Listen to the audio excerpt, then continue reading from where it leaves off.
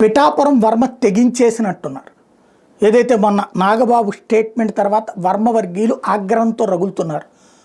తను ఏదైతే జనసేన ఆవిర్భావ సభా వేదిక మీద నుంచినే పిఠాపురాన్ని పవన్ ఎంచుకోవడమే అదృష్టం, ఆటోమేటిక్గా ప్రజలు ఇటుకి టర్న్ అయిపోయారు, ఎట్ ద సేమ్ టైం ఓట్లేసేయాలని డిసైడ్ అయిపోయారు. దానికి తోడు కూటమి ఇంపాక్టు కనిపించింది. దాన్ని తమ గొప్పతనం అని ఎవరైనా భావిస్తే వాళ్ళ కర్మ అంటూ వర్మని పరోక్షంగా ఉద్దేశిస్తూ చేసిన వ్యాఖ్యలు, ఆ తర్వాతన మోసం జరిగిందంటూ వర్మ చేసిన వ్యాఖ్యలు, అట్లాగే జనంలోకి తిరగడానికి వర్మ ప్రారంభించడం. ఇక్కడ తెలుగుదేశం అధినాయకత్వం అడ్డుకోవట్లేదు, వాళ్ళు నిశ్శబ్దంగా ప్రోత్సహిస్తున్నారు. ఎందుకంటే తెలుగుదేశం సపోర్ట్తోనే అక్కడ పవన్ కళ్యాణ్ గెలిచారు.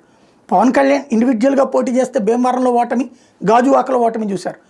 పిఠాపురంలో ఖచ్చితంగా పవన్ కళ్యాణ్ ఇంపాక్ట్ ఉంటుంది. At the same time ground లెవెల్లో కార్యకలాపాలు నడిపింది వర్మ. గెలిచిన తర్వాత ఈ మాట అనడంతో ఒక అసంతృప్తి, అసహనం రగిలింది.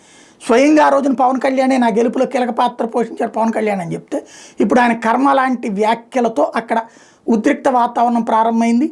ఇద్దరి మధ్యన మనస్పర్ధలు ప్రారంభమైంది, అసంతృప్తి, అసహనం ప్రారంభమైంది.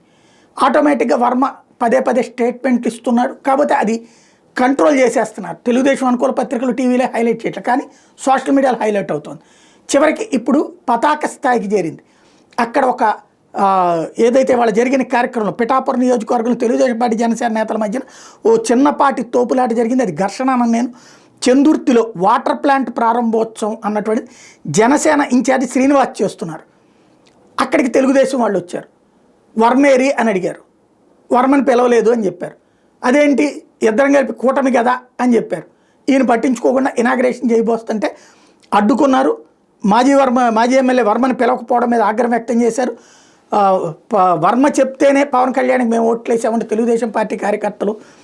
అదే సందర్భంలో పవన్ కళ్యాణ్ని మీరు గెలిపించేదేంటి అంటూ జనసేన కార్యకర్తల మధ్య జరిగినటువంటి వాదోపవాదాలు కనిపించినాయి. ఘర్షణ అంటే కొట్టుకోవడం, అక్కడ ఘర్షణగా తోపులాట చోటు చేసుకుంది ఒకే కూటమిలో ఉన్నటువంటి ఇద్దరి మధ్యన.